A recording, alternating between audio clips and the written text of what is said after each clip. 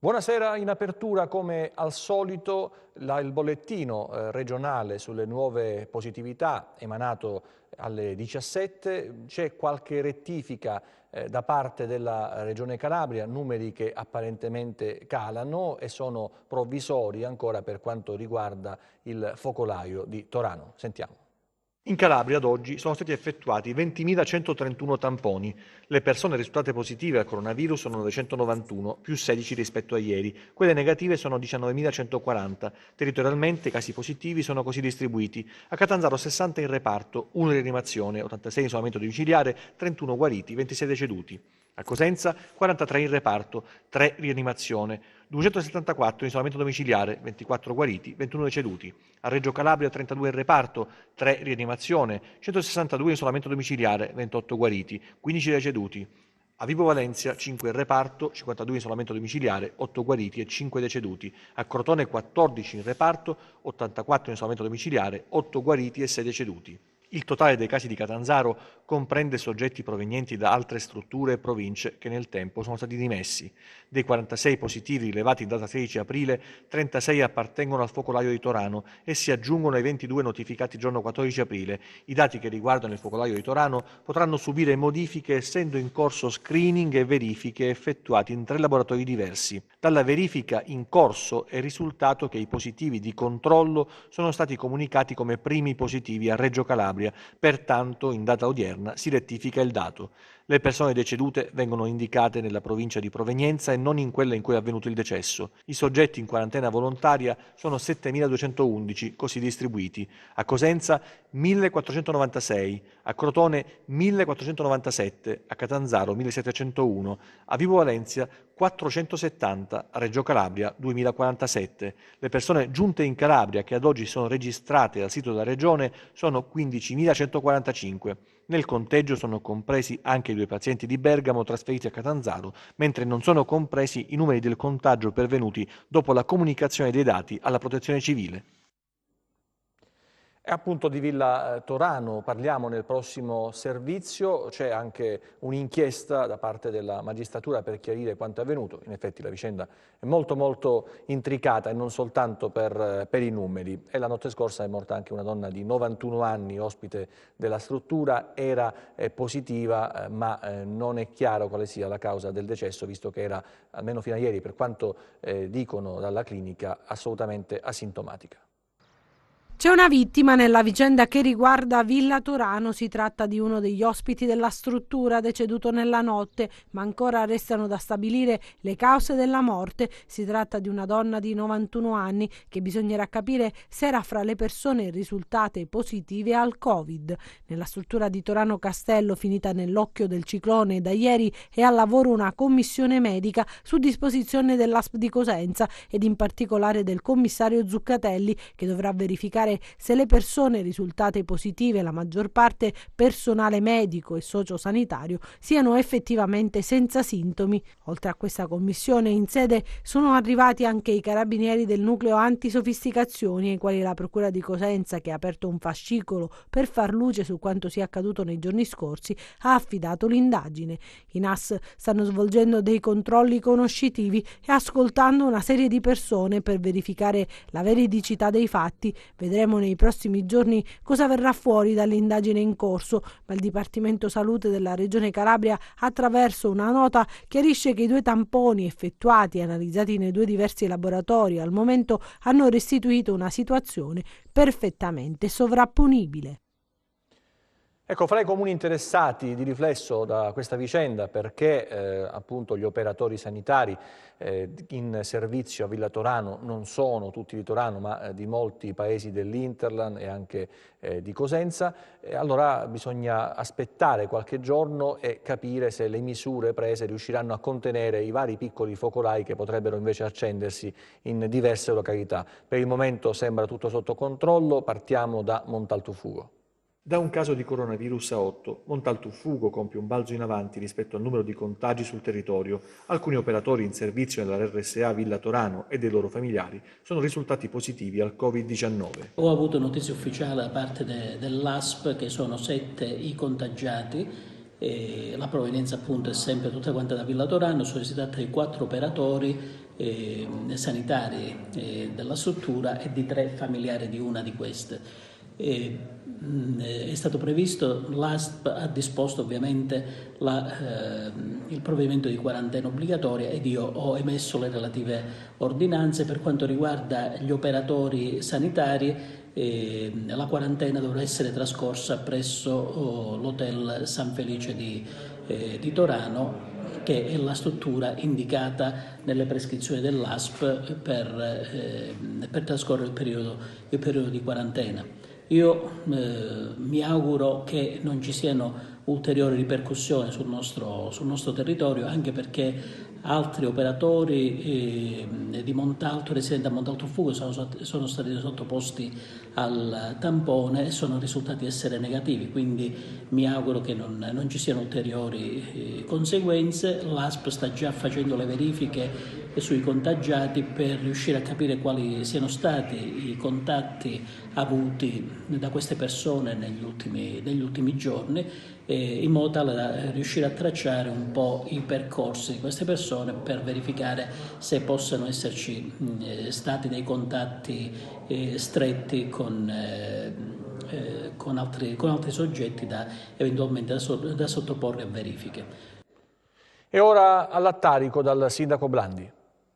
C'è anche l'Attarico tra i comuni coinvolti nella linea di contagio partita da Villa Torano, un solo caso da tenere sotto controllo. Il sindaco Blandi ha da subito tentato di approfondire la situazione, sia per quanto riguarda il soggetto risultato positivo, che per eventuali altri rischi per la popolazione. Anche nel nostro comune, qui all'Attarico, si è registrato un caso di Covid-19, si tratta di un'operatrice di Villa Torano che io ho messo in quarantena già il giorno prima che ci desse il risultato dell'esito del tampone, e subito, appena saputa la notizia, abbiamo inoltrato una richiesta a Villa Torano per conoscere i nominativi dei pazienti ricoverati, di quelli dimessi negli ultimi 15 giorni e di tutti gli operatori che prestano servizio nella clinica, diciamo del nostro residenti all'Attarico, comunque riconducibili al nostro comune. Siamo ancora in attesa di conoscere questi nominativi, ma nel frattempo noi stiamo facendo di tutto per tracciare tutti i contatti di questa operatrice. Oggi è stato fatto il tampone anche al suo compagno, è venuto il 118 qui sul posto, e comunque noi stiamo cercando di ricostruire tutte le dinamiche possibili anche collegate agli altri comuni limitrofi per cercare di bloccare come diciamo in maniera preventiva tutto quello che può essere i danni di questa triste situazione. Ed ora l'Unical, dove proseguono gli screening sui medici di base della provincia di Cosenza per accertare se siano stati contagiati dal coronavirus. Serve una mappatura, dicono i segretari provinciali e regionali dei medici di medicina generale, per questo c'è bisogno di più tamponi processati.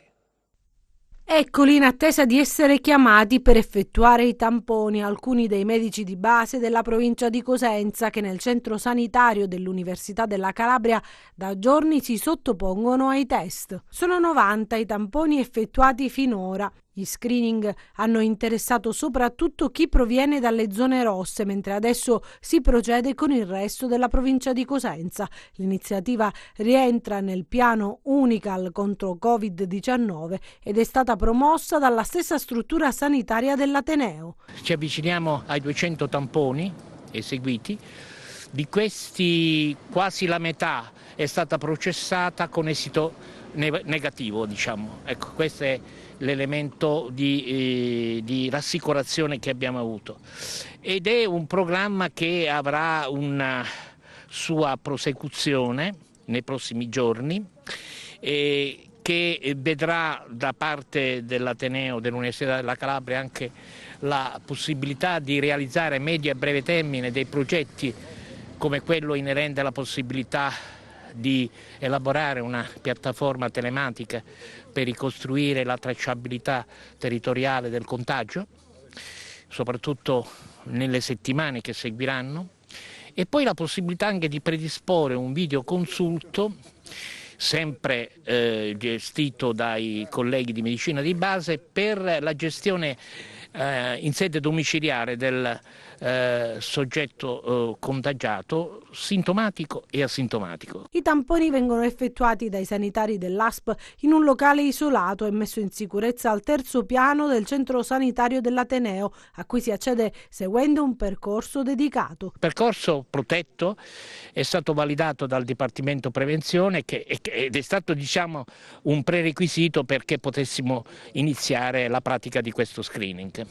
Andremo avanti, ripeto, 200 campioni sono stati processati, ma quello che mi inorgoglisce è vedere l'Ateneo per la prima volta essere depositario in un certo senso dei bisogni assistenziali del territorio, valorizzando quella che è la figura professionale cardine della medicina territoriale, qual è il medico di base. Ma quello che chiedono i segretari regionali e provinciali della Federazione Italiana Medici di Medicina Generale è incrementare il numero di tamponi processati. Non ne veniamo fuori perché è necessario incrementare il numero di tamponamenti, quindi non si tratta tanto di fare i tamponi in sé per sé, perché se ne possono fare centinaia e centinaia al giorno con i kit che ci sono. Il problema è che devono avere la disponibilità poi questi tamponi di essere processati, perché altrimenti i risultati non arrivano. E quindi so per certo che molti dei tamponi che vengono prelevati qua nella nostra azienda vengono poi portati al Mater Domini a Catanzaro per essere processati in altro laboratorio, perché qua non riescono a processarle tutte. Questa è una cosa che non si può accettare dopo tanti mesi oramai di emergenza che ci sono. Io so che la stessa Presidente si sia mossa in tal senso, chiedendo di aumentare il numero delle ore di lavoro e il numero di tamponi da processare. Certamente se occorre più personale, se occorre più macchinari, è il momento adesso di investire in questo senso. Il sindaco di Reggio Calabria, Giuseppe Falcomatà, interviene sull'aggressione agli agenti della Polizia Municipale che stavano compiendo dei controlli nella città metropolitana. Le auto della Polizia Municipale sulle strade di Mirtocrosia, i controlli degli agenti per far rispettare le ordinanze in materia di coronavirus, le auto fermate ai posti di blocco, i cittadini controllati in mattinata hanno tutti dei validi motivi per uscire da casa, un lavoro che, come dice ai nostri microfoni il capo della Polizia Municipale del piccolo centro dello Ionio, comporta anche sacrifici personali. Io personalmente ho accompagnato la mia famiglia in un luogo protetto fuori da questo territorio, onde poter consentire la mia presenza quasi H24 all'ufficio di polizia locale. Le nostre attività sono quelle di sorveglianza attiva sui soggetti che sono stati posti in quarantena tramite ordinanze sindacali o provvedimenti del Dipartimento Provinciale dell'ASP, nonché coloro i quali nei primi periodi dell'emergenza si sono autocensiti tramite regione o tramite il servizio ASP. Ma qual è la situazione dei contagi a Mirtocrosia? 0 casi positivi nel nostro comune. Speriamo che questo dato continui almeno fino al superamento di quella soglia di emergenza che è stata imposta dal governo. Isola Felice, al momento il monito del sindaco ai cittadini: rispettate le regole. Dobbiamo mantenere alta l'attenzione e quindi io invito appunto tutti i cittadini a non abbassare questi livelli di sicurezza che abbiamo creato, quali sono appunto quello di usare le misure del lavarsi le mani, di distanziamento sociale, di usare i dispositivi di protezione e di mantenere sempre l'attenzione alta, perché è un nemico invisibile e purtroppo non è facile combatterlo con gli strumenti che abbiamo a disposizione. Infine l'appello al governo centrale a rafforzare il sistema sanità. Creare oggi i presupposti per un sistema sanitario più diffuso e omogeneo sull'intero territorio nazionale. Noi purtroppo devo dire che sul piano sanitario nella nostra Calabria e nella nostra zona in modo particolare non siamo tutelati e garantiti che in caso di necessità possiamo dire che abbiamo gli strumenti, le attrezzature e anche i presidi che possono in qualche modo garantirci la tutela della salute. Servizio che è andato in onda era relativo alla situazione a Mirtocrosia. Andiamo invece adesso a Reggio Calabria per ascoltare il sindaco Falcomatà sul caso della vile aggressione agli agenti della Polizia Municipale. Sempre voi siete. Qualche giorno fa lo abbiamo visto per strada mentre controllava personalmente la situazione delle uscite non autorizzate. Oggi tramite i social il sindaco di Reggio, Falco Matà, ha postato la notizia dell'aggressione subita da alcuni componenti della municipale, condannando il vile gesto. Massima solidarietà ai nostri agenti della Polizia Municipale, al nostro comandante Zucco che ieri nell'esercizio del dovere durante un posto di blocco volto proprio e realizzato per la garanzia e la tutela dei nostri concittadini durante questa emergenza coronavirus sono stati violentemente aggrediti da una persona proveniente da altro comune che si muoveva senza regolare motivo, peraltro con la patente scaduta. Sono qui per dimostrare la vicinanza dell'amministrazione comunale ma soprattutto della cittadinanza al corpo di polizia municipale, la nostra vicinanza, il nostro sostegno, la nostra posizione chiaramente a favore dei nostri agenti, ma soprattutto siamo qui per lanciare un messaggio chiaro. La città non è di nessuno se non dei cittadini, chi pensa che in questa città può fare quello che vuole trattandola come una cosa propria si sbaglia di grosso e i reggini queste cose lo sanno, i reggini queste cose le condannano pubblicamente. Parliamo di un altro aspetto legato al coronavirus, facciamo un salto in un'agenzia di viaggi. Più di 100 tra agenzie di viaggio e tour operator calabresi lanciano l'allarme e il settore è in ginocchio. Gli operatori si sono costituiti in movimento autonomo e hanno scritto una lettera al presidente della regione Iole Santelli con richieste precise. Lo stop ai viaggi per noi del comparto delle agenzie e dei tour operator ha comportato 6 mesi di lavoro già prodotto andato in fumo. Inoltre, con la marginalità del nostro comparto, del nostro settore, già il capitale delle imprese è stato intaccato. E quando anche tutto questo finirà, e lo speriamo che finisca presto, gli ultimi a ripartire saranno proprio gli agenti di viaggio e i tour operator, o diciamo in generale il comparto turistico. Ecco perché noi chiediamo alla Presidente Santelli di fare in fretta, per quella che è ovviamente la sua competenza, con interventi mirati per il settore. E in particolare chiediamo che per la cassa integrazione ci sia una procedura velocizzata perché i lavoratori ad oggi non hanno avuto un euro. Chiediamo anche un'integrazione fino all'importo di circa 1.000 euro per il bonus alle partite IVA, che già ad oggi qualcuno sta ricevendo le 600 euro. E lo chiediamo che questo importo, questo bonus sia prolungato anche per i mesi a venire, fino a quando le attività, le partite IVA non diciamo così, riprenderanno la normale produzione. In Calabria ci sono 300 agenzie per un indotto di 1.000 addetti. Nella missiva viene chiesto inoltre il finanziamento a fondo perduto e la sospensione dei mutui, così come il cambio della politica tributaria. Tasse, contributi, tributi vari, utenze possono avere non una sospensione ma un azzeramento almeno per tutto il 2020. Infine l'appello ai viaggiatori: rivolgetevi alle agenzie italiane. Un break con la cronaca, andiamo a Platì dove è stato scoperto un bunker per latitanti. Lo vedete in queste immagini perfettamente occultato, in un anfratto in località Cappelli di Platì, una zona impervia, un bunker, non da 5 stelle ma certo in condizioni tali da garantire una permanenza tranquilla per chi è latitante, ma anche per occultare droga, armi e quant'altro torni utile alle cosche di quell'area. La scoperta è stata fatta dai carabinieri del gruppo Locri e della stazione della stessa città, oltre che dei militari delle stazioni di Sant'Ilario dello Ionio e di Platì, insieme ai loro colleghi dello squadrone eliportato cacciatori. L'accesso, come si vede, era abilmente occultato da un grosso blocco di cemento che, attraverso un meccanismo azionabile manualmente, consentiva lo spostamento dello stesso blocco e l'accesso all'interno. Un ingresso, come dimostrano le immagini, non certo agevole, ma gli uomini di 'ndrangheta sanno adattarsi. Gli affari super meritano sempre più di un sacrificio. La scoperta del bunker di Contrada Cappelli arriva nell'ambito di un'attività di controllo minuzioso del territorio. Pochi mesi fa, sempre a Platì, fu scoperto un altro bunker molto simile a quello di ieri e tanti altri sicuramente ce ne sono. Andiamo adesso a Castrovillari per la consegna di PC agli studenti. Oggi sono veramente molto contenta di dare il vio all'iter volto alla consegna delle strumentazioni tecnologiche utili ai nostri studenti.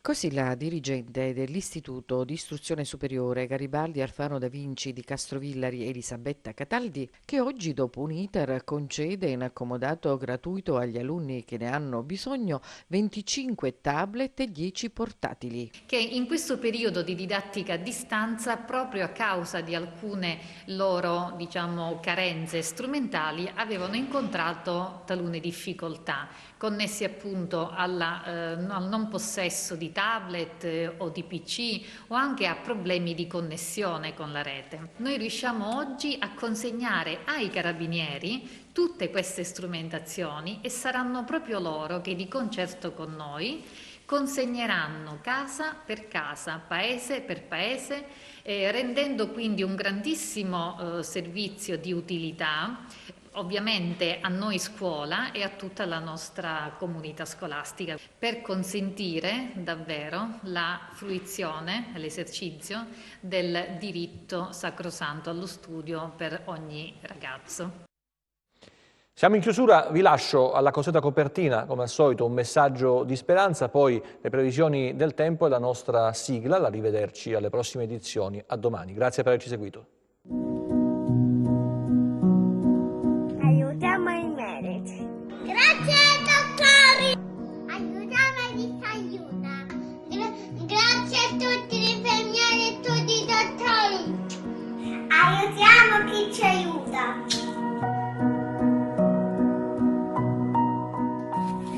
Tutti i coronavirus stanno scappando, anche quello verde.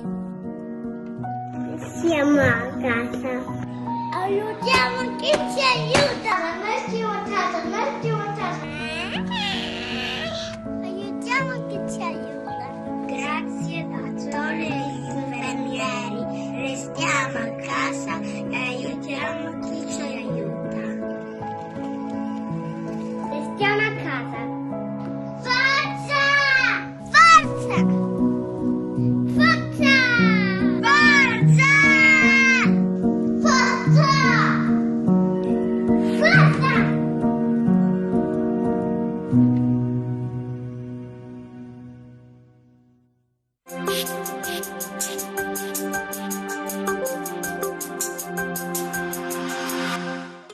L'affondo perturbato al largo della penisola iberica ha attivato in risposta masse d'aria più calda proveniente dal Nord Africa verso il Mediterraneo centrale, che causeranno un rialzo termico. Sulla Calabria continuerà la fase stabile per alcuni giorni e le temperature saliranno anche progressivamente, fino a raggiungere picchi quasi estivi nel corso del prossimo fine settimana. Domani persisteranno condizioni di cielo sereno, temperature in ulteriore lieve aumento. Passiamo ora a mari e venti. Per domani mari calmi con venti a regime di brezza.